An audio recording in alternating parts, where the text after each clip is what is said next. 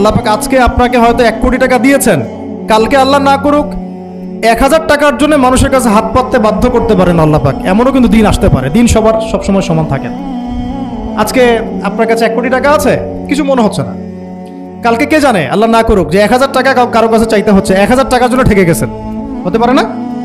তো রিজিককে মানুষ তাজিম না করলে রিজিক দূরে চলে যায়। দুটো বিষয় খেয়াল রাখবেন, দুটো বিষয়। এক হচ্ছে মাঝে মাঝে মনের মধ্যে কিছু আমল করার ইচ্ছা আসে না? মনে হলো যে আচ্ছা একটু 10টা আয়াত পড়ি, মনে আসে না? মাঝে মাঝে এমন মনে হয় না?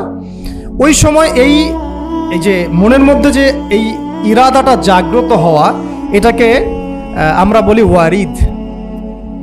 অন্য ভাষায় আপনি বলতে পারেন মেহমান। কি বলতে পারেন? এটা আল্লাহর পক্ষ থেকে আপনার কলবের মধ্যে মেহমান হিসেবে এসেছে। এখন আপনি যদি আমলটা করেন, সেই মেহমান বারবার আপনার কলবে আসবে। যদি আপনি ওই সময় আমলটা না করেন, মেহমান চলে যাবে, মেহমান অসম্মানিত হলে পরে আর আসবে।